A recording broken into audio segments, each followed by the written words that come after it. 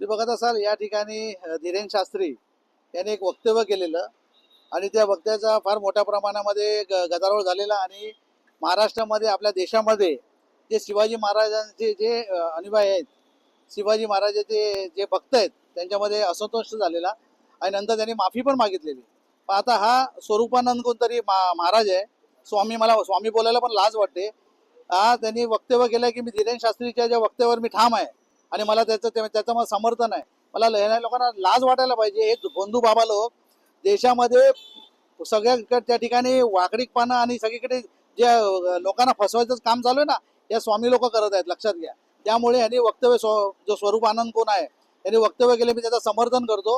ह्याला मी सांगू इच्छितो का शिवाजी महाराज जे आपल्या महाराष्ट्राचे आराध्य दैवत आहेत त्यांच्याबद्दल तुम्हाला असं वल्गना करायला लागते आणि चुकीचा मेसेज तुम्ही महाराष्ट्रावर पसरवताय.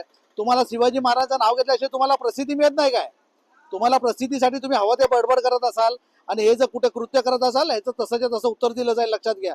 त्यामुळे याच्या वक्तव्य तुम्ही ते परत तुम्ही माघार घ्यावं आणि याची दिलगिरी व्यक्त करावी. जे शिवाजी महाराजांचे भक्त आहेत त्यांच्यासमोर एक दिलगिरी व्यक्त करायला पाहिजे.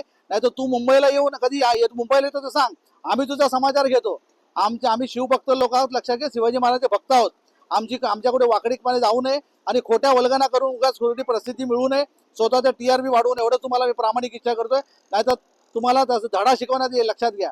हे बंधुगिरी बाबा जे चाललंय ना, भगव्या कपड्यामध्ये तुम्ही लोक जे हिंदुत्व करताय ना, हे तुम्ही लोक विष काढवताय, लक्षात घ्या. त्यामुळे ह्याच्यावर ताबडतोब याची दिलगिरी व्यक्त व्हायला पाहिजे. अन्यथा तुम्हाला आमचे शिवाजी महाराजांचे जे भक्त आहेत त्यांच्याशी गाठ आहे, एवढं लक्षात ठेवा. तुर्तास संपतो. जय हिंद, जय महाराष्ट्र. धन्यवाद.